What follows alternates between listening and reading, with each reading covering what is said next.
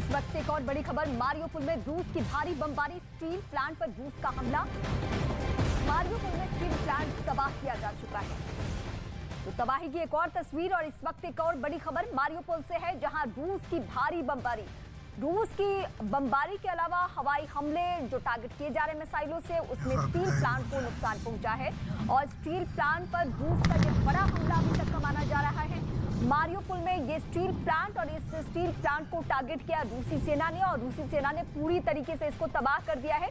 उसी तबाही की तस्वीरें हम आपको दिखा रहे हैं, जहां टॉप एंगल की ये तस्वीरें आप देखिए, यूक्रेन के मारियोपोल में जहां पे एक स्टील प्लांट था और इस स्टील प्लांट पर हमला बोला गया।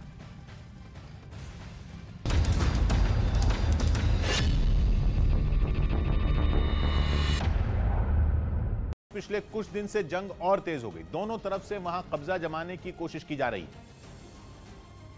और इसीलिए यूक्रेन के विद्रोही वहां लगातार हमले कर रहे हैं। उन्होंने दावा किया कि उनके जोरदार हमलों के बाद यूक्रेन की सेना एक बड़े इलाके से भाग खड़ी हुई। इसके बाद अलगाववादियों ने यूक्रेन की सेना के कई ठिकानों पर कब्जा जमा लिया। वहां घूम घूम कर वो उन जगहों को देखते रहे जहां उन्होंने बम बरसाए थे। एक मकान की पूरी छत ही बमबारी से उड़ी नजर आई। बताया गया कि वो पूरा इलाका यूक्रेन की सेना की एक पोस्ट थी, लेकिन अलगाववादियों ने हमला करके उसे पूरी तरह तबाह कर दिया। डोनेस्क यूक्रेन का वही हिस्सा है जिसे जंग शुरू होने से पहले रूस ने अलग देश की मान्यता दी थी। तब से यूक्रेन की सेना और विद्रोहियों के बीच वहां जंग चल रही है। वहीं यूक्रेन ने रूस के कई टैंकों और हेलीकॉप्टरों को तबाह करने का दावा किया। इतना ही नहीं, अपने इस दावे को साबित करने के लिए उसने एक वीडियो भी सोशल मीडिया पर जारी किया, जिसमें जमीन पर एक जोरदार धमाका होता दिखा। इस धमाके के बाद वहां जमीन से आसमान की तरफ धुएं का गुबार उठता नजर आया। पुतिन की पलटन को निशाना बनाने के लिए वहां इस तरह के कई धमाके किए गए। इन धमाकों के जरिए यूक्रेन ने रूसी आर्मी के कई टैंकों और हेलीकॉप्टरों को मार गिराने का दावा किया। उसने इस हमले से जुड़ी कुछ तस्वीरें भी सोशल मीडिया पर शेयर की, जिनमें तबाह हो चुके हेलीकॉप्टर के टुकड़े जमीन पर पड़े नजर आए। उधर यूक्रेन की सेना ने ओदेसा में रूस के एक जहाज को ढेर करने का दावा किया। यूक्रेन ने समंदर में हुई इस गोलाबारी का एक वीडियो जारी किया, जिसमें धमाकों के बाद समंदर में ऊंची लहरें उठती दिखी। वहां इस तरह एक के बाद एक कई धमाके हुए। यूक्रेन ने दावा किया कि इन धमाकों के जरिए उसने समंदर में रूस के एक जहाज को ढेर कर दिया।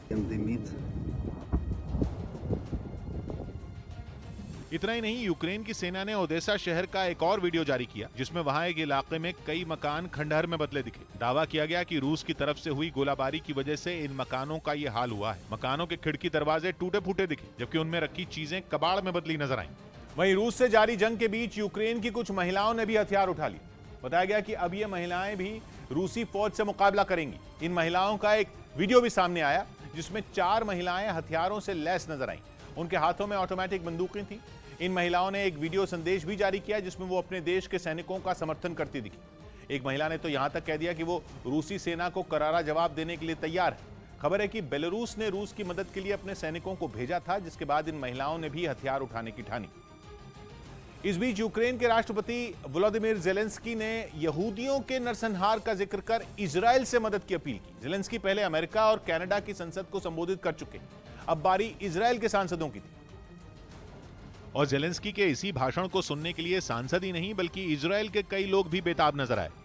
इसके लिए बड़ी संख्या में ये सभी लोग इजराइल के तेल अवीव शहर में जुटे, जहां कई लोगों ने एक बड़ी स्क्रीन पर यूक्रेन के राष्ट्रपति का भाषण सुना। इस भाषण के बीच बीच में लोग तालियां बजाते भी दिखे।